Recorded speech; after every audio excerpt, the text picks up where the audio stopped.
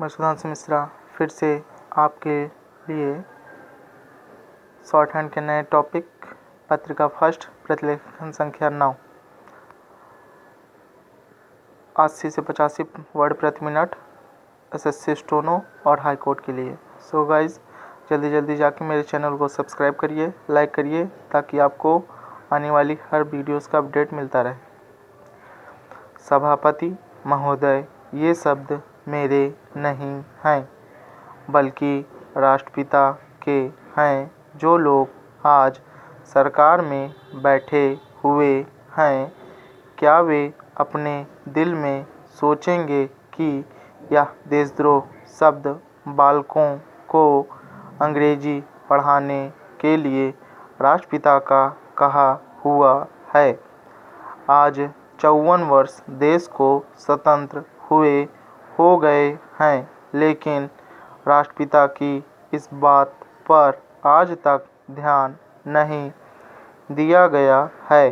अंग्रेजी भाषा को पढ़ाना क्यों बंद नहीं किया गया और उसको दैनिक कार्यों में क्यों प्रयोग में लाया जाता है।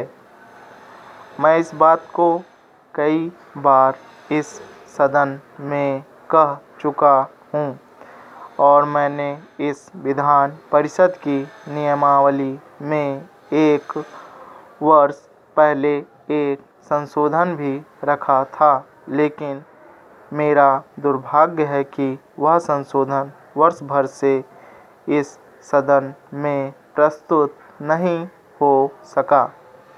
मेरी अपनी राय है कि कम से कम दैनिक कार्यों के लिए यदि सरकार अंग्रेजी भाषा पर बंधन लगा दे तो बहुत अच्छा हो और जो यह अनुशासनहीनता है वह भी समाप्त हो जाए।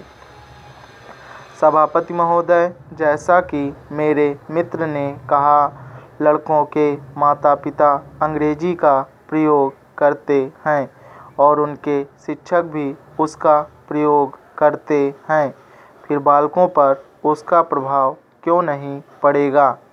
मैं उनसे सहमत हूँ कि बालकों में नकल करने की आदत होती है, जैसा वे अपने बड़ों को करते देखते हैं वैसा ही वे करते हैं। अगर हम कोई बुरा काम करेंगे तो उसका प्रभाव बालकों पर अवश्य पड़ेगा।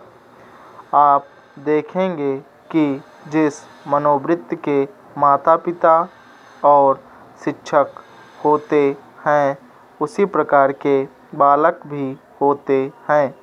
हम दूसरों को तो परामर्श दे देते हैं, लेकिन स्वयं उस पर अनुपालन नहीं करते। इसके साथ ही साथ हमको शिक्षा प्रणाली की ओर भी ध्यान देना है। शिक्षा के जिन तरीकों को आजकल अपनाया जा रहा है वे वास्तव में लाभकारी नहीं हैं। सरकार की ओर से इस प्रकार का आदेश होना चाहिए कि 14 वर्ष तक बालकों को अपनी मातृभाषा में ही शिक्षा दी जाएगी और दैनिक कार्यों में भी अंग्रेजी का प्रयोग नहीं होगा। इस प्रस्ताव में अनेक महत्वपूर्ण बातों की ओर ध्यान दिलाया गया है। मैं समझता हूँ कि जब माननीय मंत्री जी इसका उत्तर देंगे तो कह देंगे कि हम बहुत सी बातों पर कार्यान्वयन कर रहे हैं, लेकिन मैं समझता हूँ कि उन पर कोई कार्यान्वयन नहीं हो रहा है।